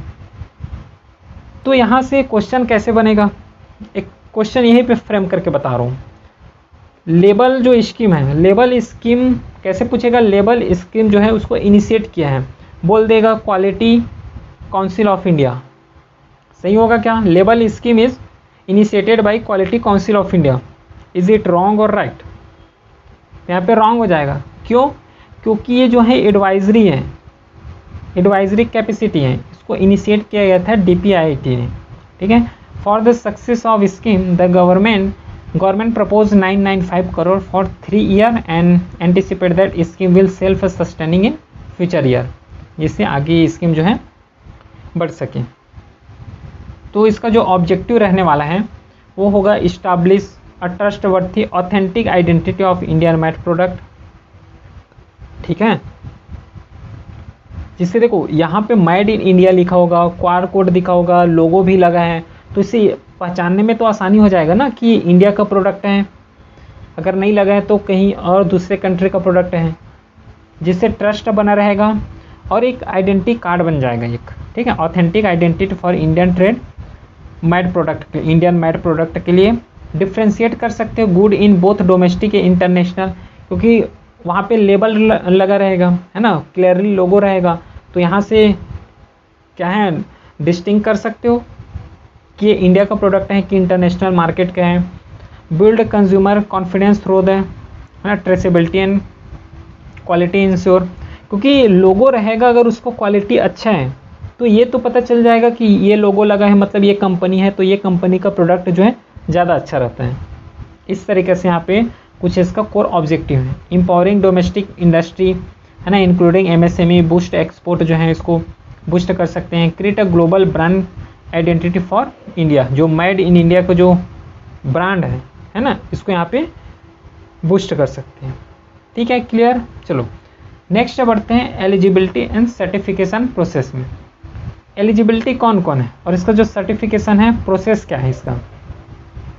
तो open to product that are wholly और सस्टेनेबल मैन्युफैक्चर और असेंबल इन इंडिया, पूरा जिसका मैन्युफैक्चर जो होगा इंडिया में होने वाला है, असेंबल भी कहाँ होगा इंडिया में होने वाला है, and meat industry specific quality standard. Her industry का जो स्टैंडर्ड है वो अलग होगा। अगर फार्मास्यूटिकल इंडस्ट्री में जा रहे हो तो उसका स्टैंडर्ड अलग होगा, ठीक है। अगर कुछ अदर जो मैन्युफैक्चरिंग कंपनी में जा रहे हो तो उसका जो प्रोडक्ट का जो क्वालिटी होगा, है ना, स्पेसिफिक क्वालिटी का उसका जो स्टैंडर्ड होगा वो डिफरेंस होने वाला है। तो ये अलग अलग जो क्वालिटी है उस हिसाब से यहाँ पे प्रोसेस होगा, और उस हिसाब से जो क्वालिटी है उसका एक स्टैंडर्ड है, उसको क्या है पार करना जरूरी है। Require a minimum of 50% value addition in India with possible industry specific exception, ठीक है। न्यूज़ क्लियर हुआ। चल अब अगला न्यूज़ है 113 अमेंडमेंट बिल के ऊपर, ठीक है, इसको अभी कवर करना है अपने को। The bill was introduce in Lok Sabha by the union minister Amit Shah. It was immediately refer to joint committee for detail review, ठीक है। ज्वाइंट कमिटी जो है कमिटी है, ये कहाँ पर होगी ये सब चीज़ पॉलिटी में।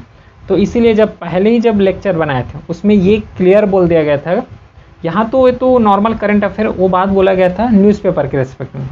चलो आगे बढ़ते हैं, इसको पहले कवर कर लेते हैं, ठीक है, क्योंकि टॉपिक से अपने को भटकना नहीं है। करंट अफेयर्स पढ़ रहे हैं तो करंट अफेयर्स ही पढ़ना है। तो देखो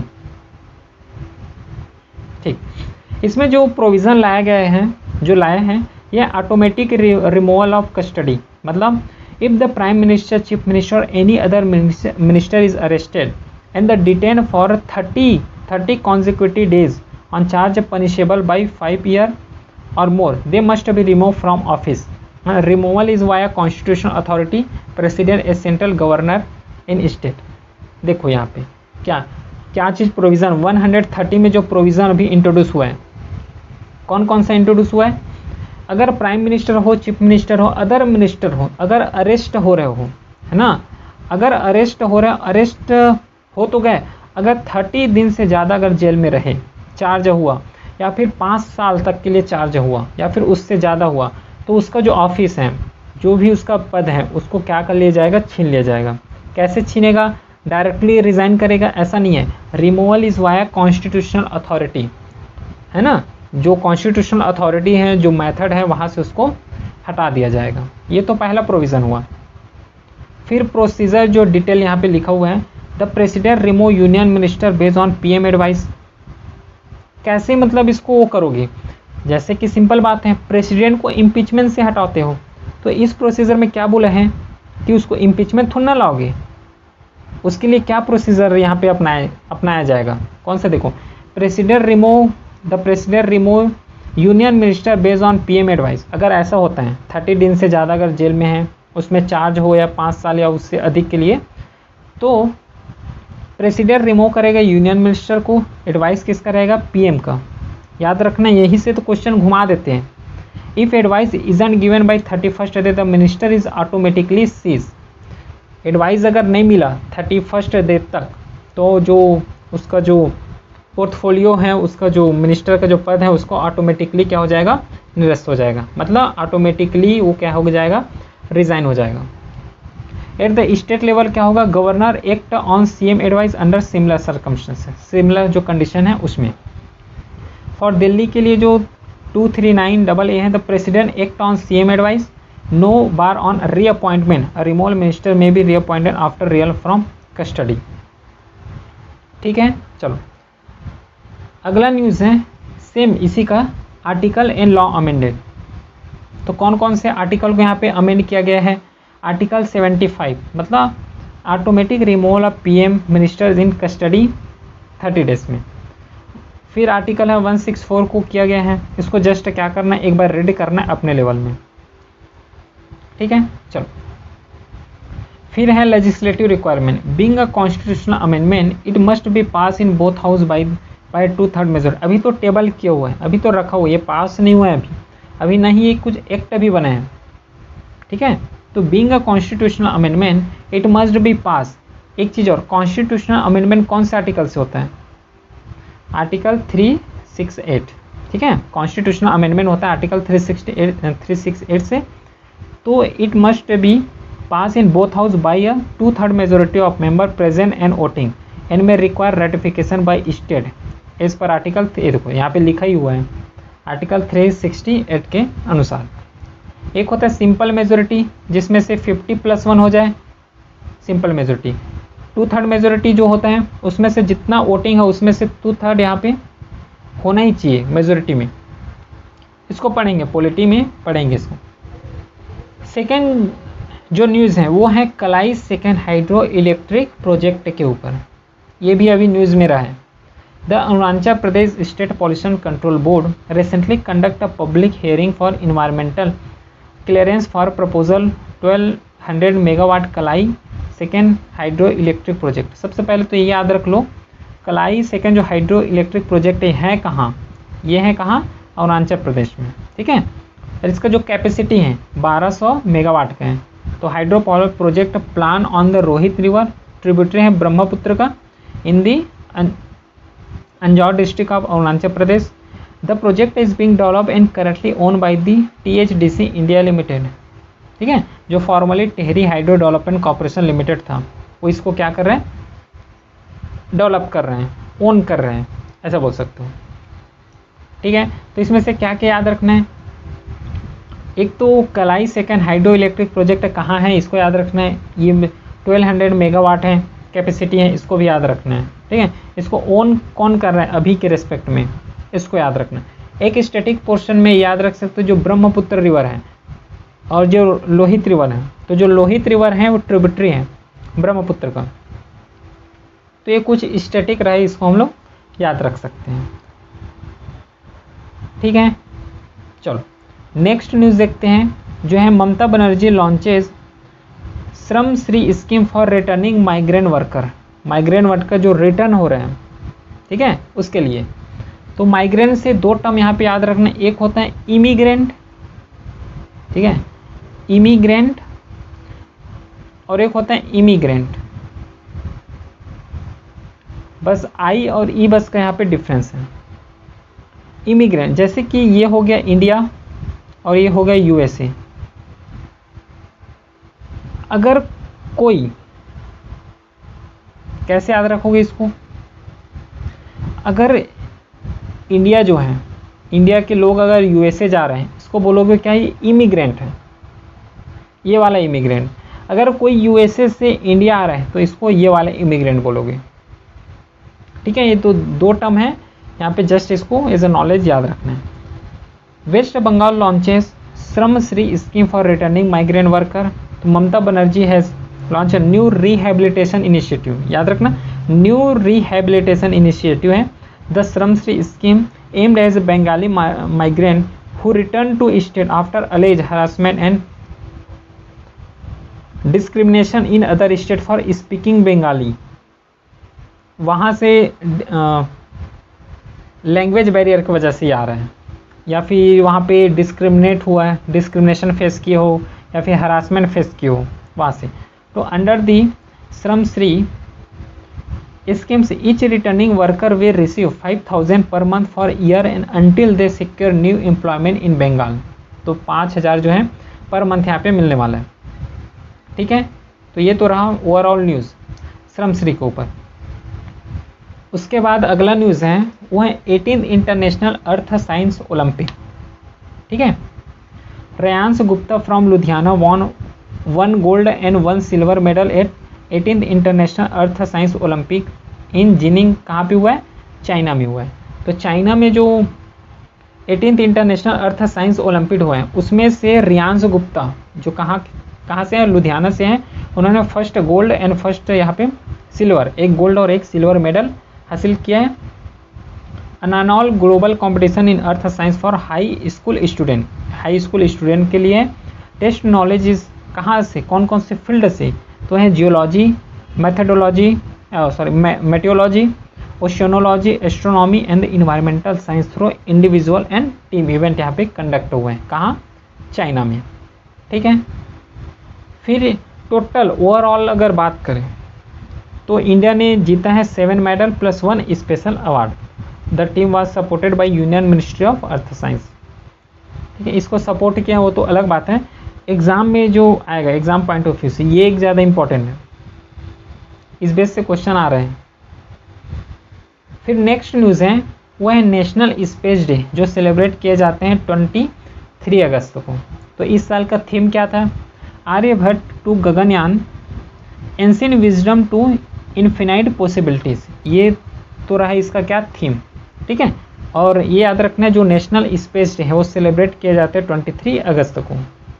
ठीक है, इतना।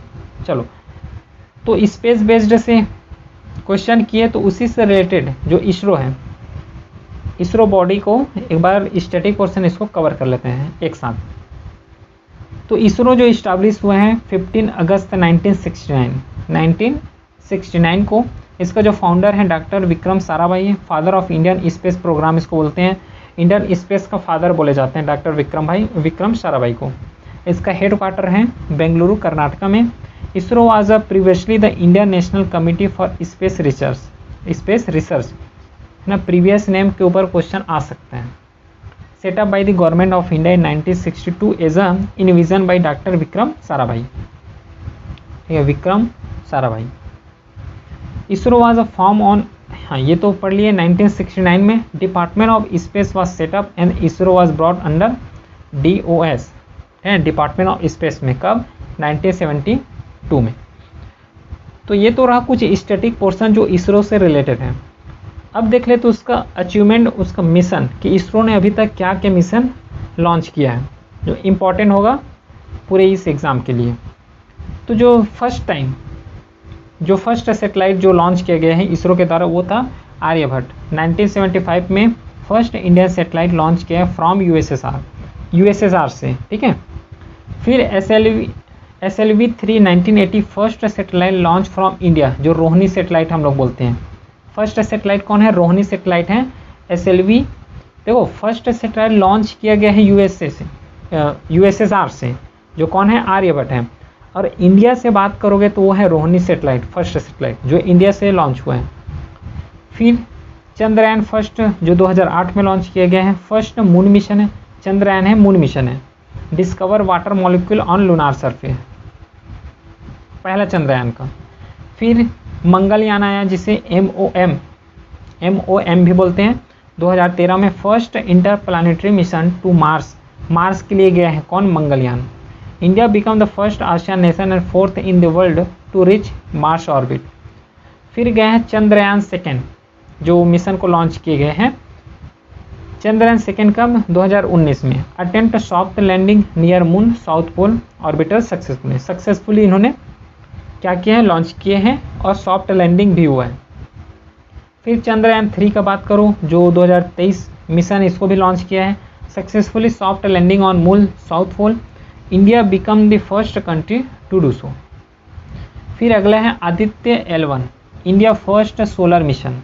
आदित्य L1 जो 2023 में लॉन्च किए। इसको याद रखना है, नाम को तो याद रखोगे, मिशन में क्या किए हैं, है ना। जैसे कि यहाँ पे वाटर ड्रॉपलेट ला रहे हैं, क्या क्या वर्क किए हैं इसको तो याद रखोगे, साथ में ईयर याद रखना है और मिशन याद रखना है, और कौन सा मिशन कहाँ गए हैं। जैसे मंगलयान गए हैं, कहाँ गए हैं? आदित्य L1 मिशन है, किसके खोज के लिए गए हैं, है ना, कौन से प्लानेट में गया हुआ है, ये याद रखना है। फिर एक्सपोसैट है जो 2024 में लॉन्च किया है। India first dedicated astronomy mission to study black hole के लिए। क्लियर है इतना? चल नेक्स्ट न्यूज़ है वो है international day for remembrance of the slave trade and it's abolition. तो 23 को ये स्लेव ट्रेड एंड एबॉलिशन यहाँ पे सेलिब्रेट करते हैं। इसको प्रोक्लेम किया गया है, जिसके द्वारा ये मनाए जाते हैं वो है यूनेस्को है। इन 1997 फर्स्ट ऑब्जर्व किया गया था इसको 1998 में। The date 23 August 1791 mark the uprising in Santo Domingo. तो the revolt led to the Haitian revolution which play a crucial role in abolition of जो स्लेव ट्रेड है। स्लेव ट्रेड जो अबॉलिश किया गया था, कब किया गया था? हैतियन रिवॉल्यूशन हुआ उसी के रेस्पेक्ट से, ठीक है जी। इससे सिम्बॉलिश किया गया as a freedom, human right and dignity के रेस्पेक्ट से। क्लियर है? ये तो रहा एक न्यूज़ जो डेज के ऊपर था। अगला न्यूज़ है Ajay Singh re elected boxing federation of India as a president.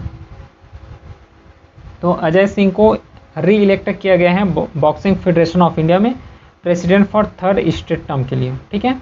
तो बॉक्सिंग फेडरेशन ऑफ इंडिया जो इस्टेब्लिश किया गया है इसको 2016 में, याद रखना इसका ईयर को। इसका जो सक्सेसर किसको सक्सेस किया है? Of Indian amateur boxing federation जो 1949 का है, इसको सक्सेस किया है, मतलब आगे इसको बढ़ाया। कुछ फैक्ट्स देख लेते हैं इसी के related. India won it's first Olympic boxing medal 2008 में। कौन है जिन्होंने जीता इसको?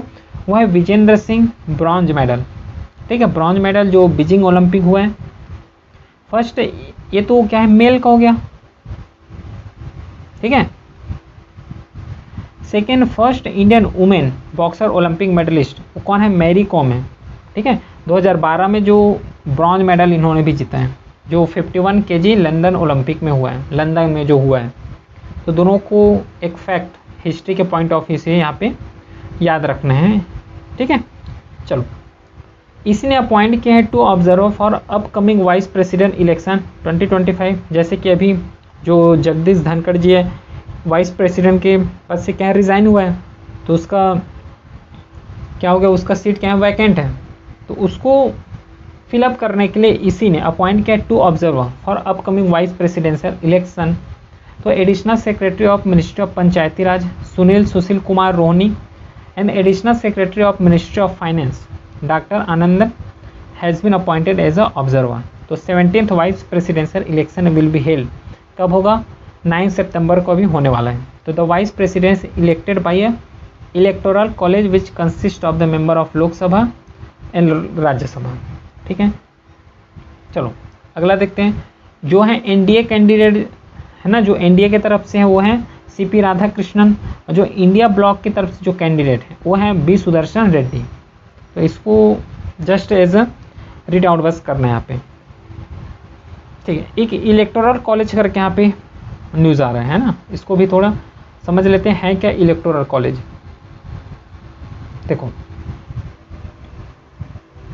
इलेक्टोरल कॉलेज,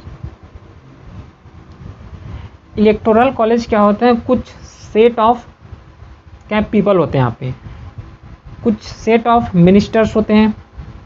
जैसे कि यहाँ पे कहाँ से हो सकते हैं? लोकसभा से हो सकते हैं, राज्यसभा से होता है। ये डिपेंड करेगा कि अपॉइंटमेंट किसका हो रहा है। जैसे कि अगर सुप्रीम कोर्ट का अगर सीजीआई का करना है तो उसका एक अलग इलेक्टोरल जज होता है। उसमें से जो कौन कौन होगा? जो सीनियर मोस्ट जज हो गए, 5 जो सीनियर मोस्ट जज होगा वो पूरा मिल के क्या करेगा? इलेक्टोरल कॉलेज बनाएगा, है ना। जैसे कि यहाँ पे देखो, अगर जज का अपॉइंटमेंट करना हो गया, JUDGE, ठीक, जज का अपॉइंटमेंट करना हो गया सुप्रीम कोर्ट का, तो इसका अपॉइंटमेंट किसके थ्रू होगा? कलेजियस सिस्टम के, है ना, कलेजियस सिस्टम के थ्रू ही होता है। आती अभी पढ़ रहा है कलेजियस सिस्टम, फिर आते थोड़ा इलेक्टोरल में, है ना। तो कलेजियस सिस्टम में होगा, तो यहाँ पे कौन जाएगा? जो कलेजियस सिस्टम है उसका पार्ट कौन कौन होने वाला है? सुप्रीम कोर्ट का अगर जज अपॉइंटमेंट करना है, एक तो CGI होगा, ठीक है, और दूसरा जो होगा 4 जो सीनियर मोस्ट जज हैं सुप्रीम कोर्ट का, वो होने वाला है। तो वो मिल के यहाँ पे क्या बना रहे हैं? कलेजियस सिस्टम बना रहे हैं। और यही कलेजियस सिस्टम एक जो सुप्रीम कोर्ट का जो जज हैं उसको अपॉइंट करेगा। ये क्या है? जुडिशरी के रेस्पेक्ट में हो गया। अब सेम कंडीशन पॉलिटिकल के रेस्पेक्ट में अगर देखा जाए तो वहाँ पे होता है इलेक्टोरल कॉलेज। अब इलेक्टोरल कॉलेज अगर प्रेसिडेंट अपॉइंटमेंट करना है या फिर वाइस प्रेसिडेंट अपॉइंट करना है तो उसमें कौन कौन मेंबर होगा? लोकसभा का मेंबर होता है, राज्यसभा का मेंबर होता है, समझ रहे हो। तो ये कुछ इलेक्टोरल कॉलेज हो गया। और जुडिशरी के रेस्पेक्ट में अगर देखे जाओ तो कलेजियस सिस्टम हो गया। ठीक है, क्लियर। चलो अगला न्यूज़ देखते हैं। जो नेक्स्ट न्यूज़ है, NRI industrialist and philanthropist Lord Swaraj Paul, इसका क्या हो गया? निधन हो गया। तो इसको जस्ट 1 लाइन में याद रखना है। New book title justice denied just lost क्या हुआ है? रिलीज हुआ है अभी। इसका जो ऑथर है वो है कंचन, ठीक है, इसका जो ऑथर है कंचन चक्रवर्ती। तो raise a question on the role of the judiciary, इसका जो बुक में लिखा क्या है? लिखा हुआ है raises question on the role of the judiciary particularly of the supreme court in course proceeding, जो प्रोसीजर है in addressing complain against sitting जजेस। तो ये तो कुछ जो यहाँ पे लिखा हुआ है जिसके बारे में ये बताएं तो यहाँ पे कवर हुआ। फिर नेक्स्ट न्यूज़ है, union ministry of textile Shri Giriraj Singh inaugurate किए हैं द कुंज। क्या है ये the Kunj? The Kunj flexible retail and cultural destination dedicated to celebrating and promoting the diverse heritage of Indian handicraft. ठीक है, Indian handicraft handlooms located in Vasant Kunj New Delhi. तो जो हैंडीक्राफ्ट, जो हैंड से अपने हाथों से जितना भी क्राफ्ट बना रहे हैं और अपने हाथों से जितना भी हैंडलूम हो गया है ना, चाहे वस्त्र से रिलेटेड हो गया, क्लॉथेस से रिलेटेड जितना भी हो गया, इन सब को प्रमोट करने के लिए एक फ्लैगशिप स्कीम है यहाँ पे। ठीक है, retail and cultural designation dedicated to celebrating and promoting the diverse heritage of Indian handicraft and handloom. The Kunj is India's first such initiative dedicated to promoting craft at this large scale, empowering artisans, है ना, enhancing market access in line with the vision of the central government to take artisan from गाँव to global. समझ आ रहा है? ठीक, चलो अगला बढ़ते हैं नेक्स्ट न्यूज़ की तरफ। नेक्स्ट न्यूज़ है फोर्टिफाइड राइस स्कीम। ये स्कीम है, इसको अभी एक्सटेंड कर दिया गया है 2028 तक। ठीक है, 2028 तक इसको एक्सटेंड किए गए हैं।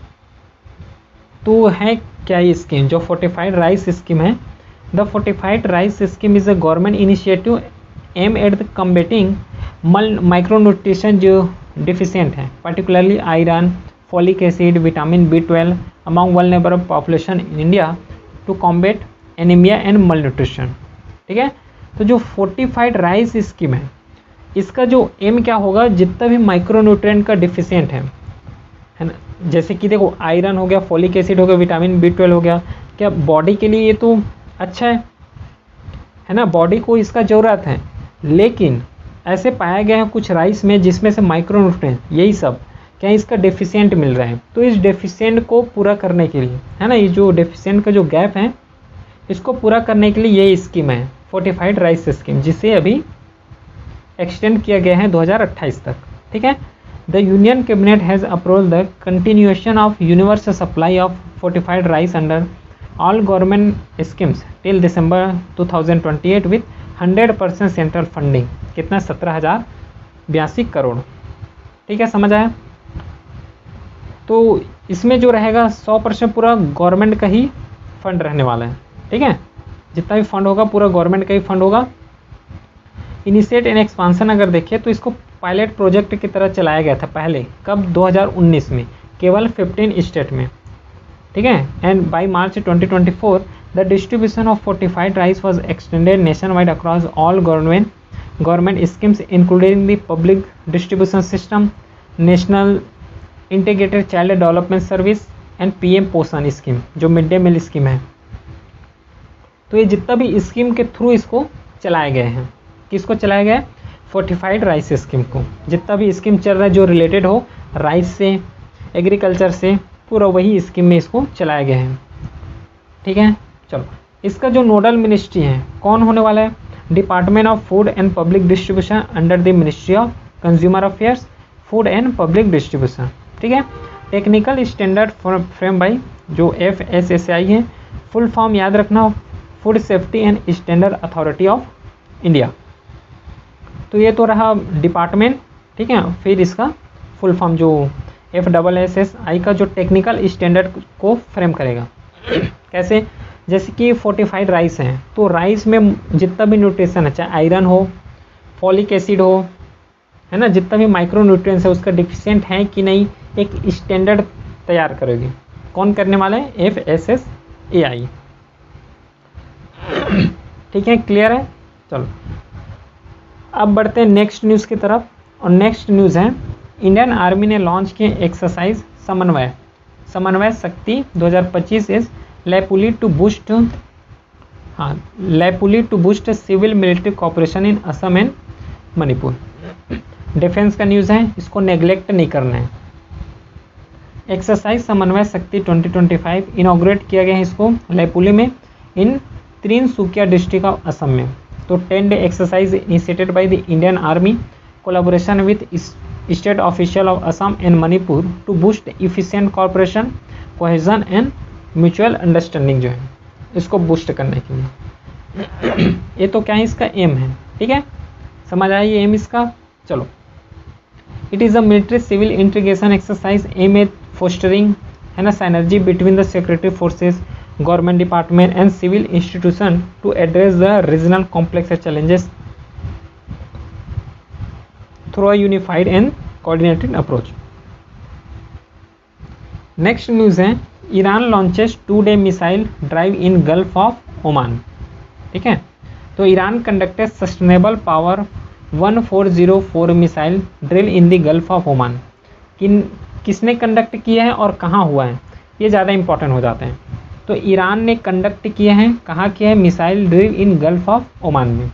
तो ईरान लॉन्च किया है 2 days, है ना, 2 days missile drill. The exercise is for improve combat readiness and improve command system and reinforcement of deterrence. Iran maintained 2 separate naval forces, the Conventional Islamic Republic of Iran Navy, which is a part of the traditional army, and the Islamic Revolutionary Guard Corps Navy. The IRIN patrolled the Gulf of Oman, ठीक है, in the Indian Ocean में, and the Caspian सी में, while the IRGC control the Persian gulf and state of Hormuz. तो यहाँ पे क्या बोला गया है, जो conventional Islamic Republic of Indian army है, ये ईरान आर्मी है, ये क्या करेगा, कहाँ पे पेट्रोलिंग करेगा, गल्फ ऑफ ओमान में, इंडियन ओशन में और कैस्पियन सी में। और जो Islamic revolutionary guard corps navy हैं, ये कहाँ पे पेट्रोल करेगा, पर्शियन गल्फ में, स्टेट ऑफ हॉर्मुज में। ठीक है, लोकेशन याद आ रहा है कि ईरान कहाँ है, स्टेट ऑफ हॉर्मुज कहाँ है, पर्शियन गल्फ कहाँ है, यहाँ पे याद रखना इसको, है ना। वर्ल्ड मैप एक बार प्रिपेयर करना है, जैसे कि कोई भी न्यूज़ आता है तो एटलीस्ट ये तो पता हो कि ईरान कहाँ है, अगर ईरान न्यूज़ में है तो ईरान का न्यूज़ देख सके, है ना। इंडियन ओशियन का न्यूज़ देख सके, इंडियन ओशियन का जो है लोकेशन देख सके। ठीक है, चलो यहाँ पे देखो, जैसे कि स्टेट ऑफ हॉर्मुज यहाँ पे है, ये तो ईरान है। ईरान के बाद अफगानिस्तान, इससे जो बॉर्डर शेयर कर रहे हैं, पाकिस्तान, है ना, Turkmenistan, Azerbaijan, Turkey, Armenia, Iraq, Kuwait, Bahrain, Qatar, UAE। ये न्यूज़ बेस्ड जो बॉर्डर बेस्ड क्वेश्चन भी अभी कुछ ज़्यादा ही पूछ रहे हैं। तो देखो स्टेट ऑफ हॉर्मुज है, कहाँ पे है, यहाँ पे, इसका लोकेशन देख लो पूरा। चलो, Bihar gets a historic connectivity boost with newly inaugurated on the Simaria bridge. ठीक है, तो prime minister Narendra Modi inaugurate to 8.15 kilometre on the Simaria bridge project on national highway 31 featuring a 1.86 kilometre 6 lane bridge over the river Ganga built of cost को तो नहीं पढ़ोगे चलेगा, लेकिन river को याद रखना है, गंगा रिवर में बना हुआ है। Constructed alongside the nearly 7 decade old Rajendra Setu जो है। The bridge provide direct connectivity between Mokama in Patna district and क्या लिखा है ये, Begusarai, reducing travel distance from heavy vehicle up to 100 kilometre. तो ये तो रहा कुछ न्यूज़ इससे related. The Aunta Simaria bridge is 1.86 kilometre long and 6 lane है इसमें। It is a part of 8.15 stage on national highway 31। National highway 31 में ये चीज़ बना हुआ है। क्लियर है। तो ये तो रहा वीकली करंट अफेयर्स। जितना भी इंपॉर्टेंट करंट अफेयर्स हैं जो इम्पॉर्टेंट हैं CAPF, CDS, NDA, FCAT के लिए, और जितना भी इम्पोर्टेंट था जो 19 अगस्त से 24 अगस्त के बीच जितना भी इम्पोर्टेंट न्यूज़ था उसको हम लोग क्या है यहाँ पे कवर किए। चलिए मिलते हैं नेक्स्ट लेक्चर के साथ, तब तक के लिए थैंक यू।